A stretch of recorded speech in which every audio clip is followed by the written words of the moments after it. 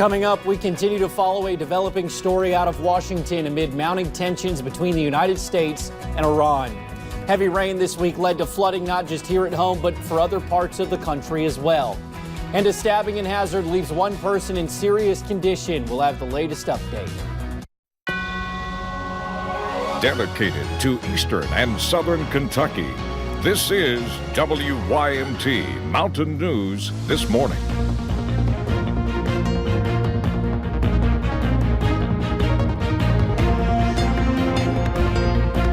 Good morning. It is 6:01 on Friday, June the 21st. I'm Will Puckett. Thank you for tuning in to Mountain News this morning. Well, it's the final couple hours of spring, and then summer is going to come in with a bang. It's no rain today, which is a good thing, but later on this weekend, it's going to return. Let's bring Brandon in this morning, give us a better breakdown of what to expect. Brandon Robinson, good morning. Good morning, and yeah, I think we're going to stay dry today. Tonight, maybe not so much, but we'll cross that bridge when we get to it. Let's take a look, see what's going on right now across the region over at UVA-wise. Things are pretty quiet as we head out the door to start our day off, and we'll continue to see those dry conditions there for a little while today. We go over to the satellite radar the last few hours, a little bit of rain in the overnight hours, and a few clouds still hanging around this morning. So again, no major issues right now. Temperatures in the 50s and 60s. So a little cooler than this morning than it has been, and you'll notice that on the feels like temperature when you go out there. It feels a little bit less humid as well. Almanac for today, high is 80, average high for this time of year 83, record high of 95 set back this day in 1988. The rest of the forecast coming up in just a few minutes. Will? All righty, Brandon, thank you. Well, last night, President Trump signed off on an airstrike on Iran before later changing his mind. White House sources confirmed to CBS News that the reversal came after the operation was already getting underway. CBS's Mark Liverman has the latest from New York. Tensions between the U.S. and Iran continue to escalate this morning. CBS News has confirmed that last night, President Trump signed off on a plan to conduct a limited airstrike against Iranian assets before an apparent change of heart caused the operation to be called off. Sources within the administration say the order to stand down came after preparations for the attack were already underway. It's still not clear why the president decided to reverse course or if an attack has simply been postponed. And they made a very bad mistake.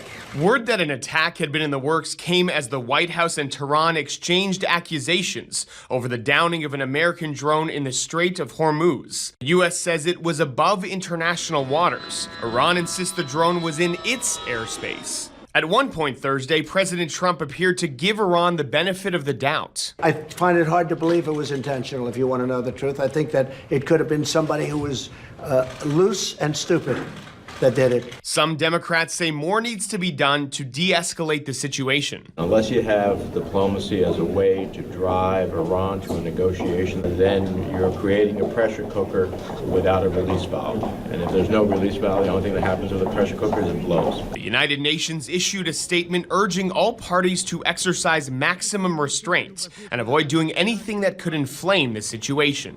Mark Liverman, CBS News.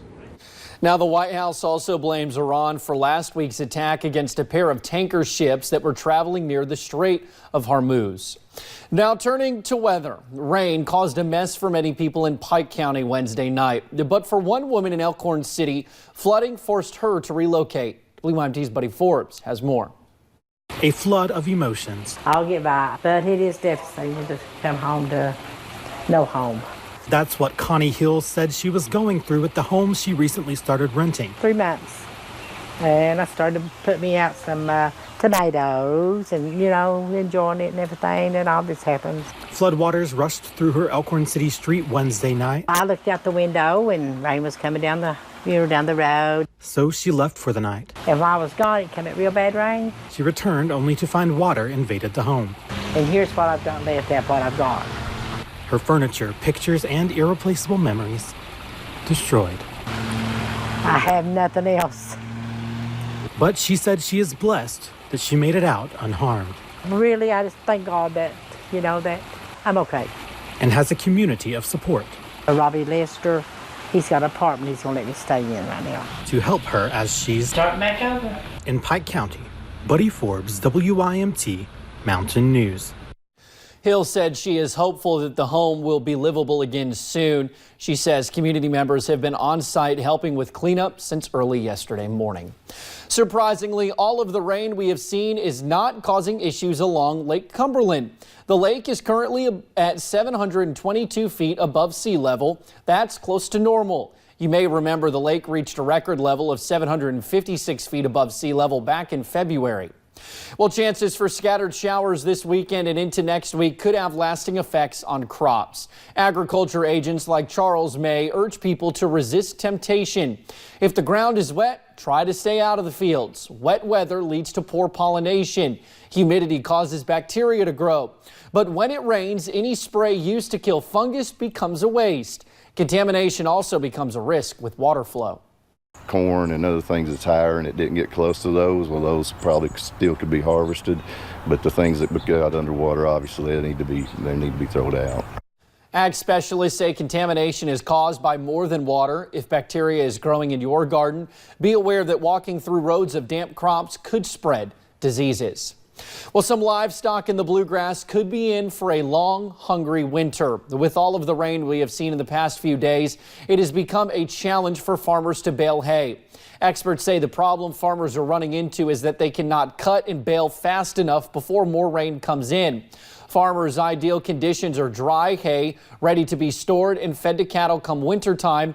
But with the constant rain, they are running out of time. Certain types of hay lose nutrients the longer it grows. All the rain that we've had this year is really, it's got us behind in a lot of ways. It's also been helpful in a few. We've had a lot of good grazing for cattle and that. We've been able to grow a lot of grass, which has been nice. But as far as getting up hay, it's been really tough. Now, experts say this also is a time fellow farmers should consider coming together to get this hay baled as soon as possible. Well, today at 11:54 will be the first day of summer 2019. However, parts of the country are getting pounded with storms, and millions of people in a number of states probably won't see much sun this weekend. John Lawrence has more. Major downpours leaving several states soggy. It was seeping in. Our basement is completely flooded, so it was coming in through there. That goes right into the kitchen, so the whole house is completely flooded.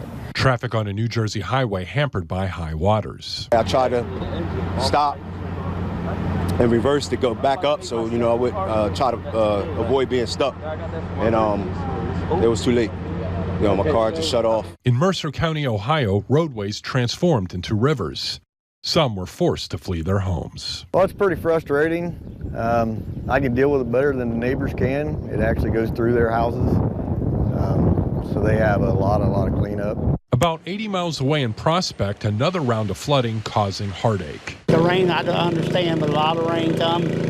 Our farmers are really bad. They got 30% of their crop in this area, and they've lost it.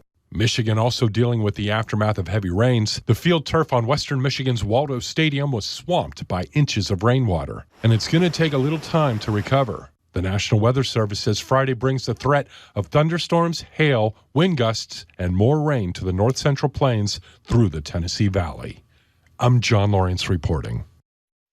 Now, local first responders spent yesterday morning training during a mock disaster event at the Pikeville City Park. The Tactical Emergency Casualty Care class, say that 5 times really fast, teach first responders how to safely respond in the event of an active shooter situation. Kirby Priest with Inez Fire Department said these types of drill are changing the culture of care. With the conditions and times we live in now, we're learning that first responders have to actively get in there and help these people so that we can save more lives. Now, the drill continued at Pikeville Medical Center's trauma unit where the participants were taken. A stabbing in Perry County off Memorial Drive sends one man to the hospital. It happened just before 8 last night. When our crew arrived at the scene, first responders were cleaning up blood on the ground. A possible suspect was in handcuffs at the scene. Police say an argument started the fight. Both of the men involved were transported to Hazard ARH for treatment. Police say they do have a suspect in custody. It's just trying to determine right now exactly what extent the charges are going to be. And of course it becomes a situation where we have to see what kind of shape the victim is in and how bad his injuries are. The victim is in serious condition. Police say there is no further threat in the area. Well, we now know the names of the people found dead inside a Letcher County home. Wednesday, state troopers found 56-year-old Debbie Foss and 55-year-old Ronald Frazier shot. As of now, police have not determined exactly what led to the shooting. Both bodies were sent to Frankfort for an autopsy. Meanwhile, state police released the names of the troopers involved in an officer-involved shooting on June 11th. 58-year-old Zendel Noble was killed in Perry County that night. Investigators say he shot Trooper Brad Martin in the incident. Trooper Ronnie Long and Perry County Deputy Kevin Day returned fire. Deputy Day, along with Troopers Long and Martin, were placed on administrative leave following the shooting. Now, the search for this man, Nicholas Rucker, now enters its second month. Investigators think, here he is, investigators think he killed his girlfriend Vicki Connor in the Woodbine community last week. Connor's family announced they are raising money for a $10,000 reward for Rucker's arrest.